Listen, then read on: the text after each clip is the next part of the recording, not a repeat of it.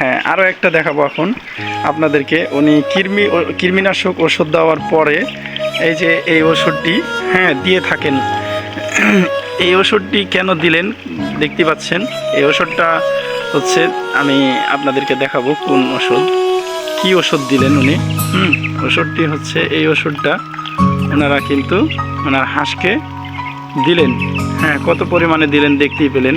এরকম অল্প অল্প করে কৃমিনাশক ওষুধ দেওয়ার পরে, কৃমিনাশক ওষুধ যেটা সেটাও দেখাবো এখন আপনাদেরকে।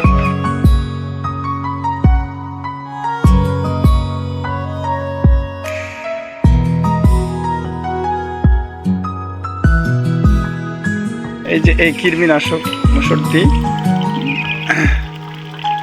এই যে কৃমিনাশক ওষুধটি আছে, এই ওষুধটি আপনারা আপনাদের হাঁসকে দিবেন। এরকম যাদের 15-20টা হাঁস আছে তারা এটা অর্ধেকটা দিয়ে দিতে পারবেন এই প্রোডাক্টটা। আশা করি আপনাদেরকে বোঝাতে পেরেছি। তারপরে আপনারা এই কৃমিনাশক দেওয়ার পরে উনি এই প্রোডাক্টটি খাওয়ায়। দেখতে পাচ্ছেন এই লিভারসল প্রোডাক্টটি উনি ওনার গরুকে ওনার হাঁসকে এইটা আপনি গরু, ছাগল, হাঁস, মুরগি সবাইকে দিতে পারবেন। তো এই হলো অবস্থা।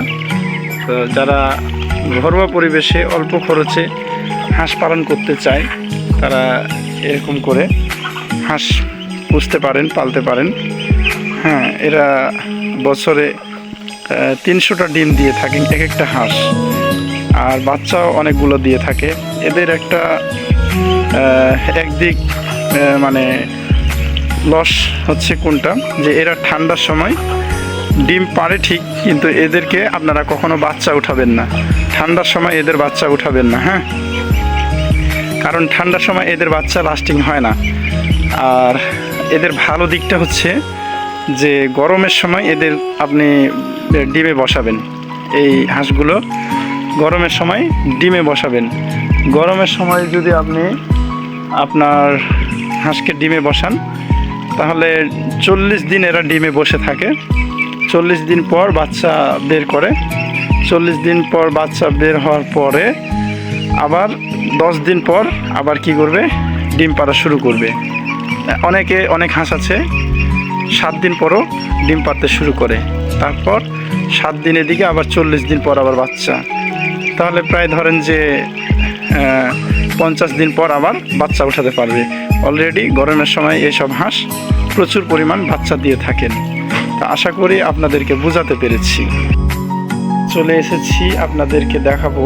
উনি তার 20টা হাঁস আছে, চায়না হাঁস। তো চায়না হাঁসকে কি খাবার খাওয়ায় সেটা আপনাদেরকে সুন্দর করে দেখাবো ইনশাল্লাহ। তো এই যে প্রথমে দেখাবো আমরা এই যে ধানের গুঁড়ো, এগুলো হচ্ছে ধানের গুঁড়ো। এই যে 20টা হাঁসের ধানের গুঁড়ো এভাবে দিনে 2 বার দেওয়া হয়। একবার সকালে দেয় আর একবার বিকালে দেয়। আর এভাবে উনি কিন্তু ভাত দিয়ে থাকেন। তা এখন সকালে পান্তা ভাত দিচ্ছেন।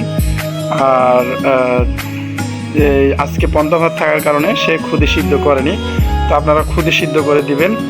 আর একটা দিচ্ছে উনি কিন্তু এই যে দেখতে পাচ্ছেন যে ভুট্টার গুঁড়া। যে ভুট্টার গুঁড়া কিন্তু উনি দেয় আর কি। এভাবে করে আপনারা কি করবেন, সুন্দর করে মিশ্রিত করবেন। তাহলে দেখাচ্ছি আপনাদেরকে এই যে 3টা জিনিস একসাথে। এখন দেখাবো কিভাবে মিক্সচার করে সে খাওয়ায়। তো চলুন দর্শক দেখা যাক। উনি এখন মিক্সচার করে আমাদেরকে দেখাবে হাঁসগুলো কিভাবে খাচ্ছে। দেখতে পাচ্ছেন এই যে দেখছেন কত সুন্দর তার হাঁসগুলো কিন্তু এখানে খাচ্ছে। দেখতেই পাচ্ছেন অল্প খরচে, একদম সীমিত খরচে আপনারা এভাবে হাঁস পালন করবেন। আর অবশ্যই আপনারা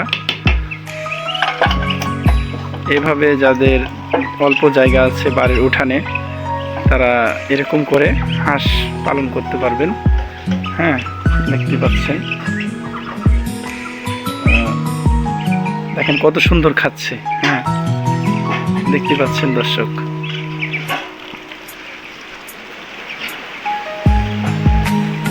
এগুলো হাঁস সাধারণত আপনারা কি করবেন, যখন ডিম থেকে যখন বাচ্চা ফুটবে তখন আপনারা কি করবেন, হ্যাঁ আপনারা তখন 1 মাস ডিম থেকে বাচ্চা ফুটানোর 1 মাস পর আপনারা আপনাদের যে হাঁসের বাচ্চা এগুলো তাদেরকে 1 মাস শুধু জিরো ফিডটা খাওয়াবেন। হ্যাঁ, জিরো ফিডটা খাওয়াবেন। আশা করি আপনাদেরকে বোঝাতে পেরেছি। 1 মাস বয়সের পরে যখন হয়ে যাবে তখন আপনারা এই সমস্ত খাদ্য খাওয়াবেন। দেখতে পাচ্ছেন কত সুন্দর হাঁসগুলো খাচ্ছে। হ্যাঁ, এই যে এরকম করে ছিপছিপানি করে অল্প পানি দিবেন। হ্যাঁ, এইরকম করে পানি দিবেন। এই যে দেখতে পাচ্ছেন, এই যে এইরকম করে আপনারা ঠিক আপনাদের দিয়ে দিবেন। ওকে, তো এই যে হলো অবস্থা। তো এই ছিল আজকে আমার ভিডিও। পরবর্তী ভিডিও দেখার জন্য আপনারা আমার চ্যানেলটিতে লাইক এবং সাবস্ক্রাইব করে সঙ্গে থাকবেন। আসসালামু আলাইকুম।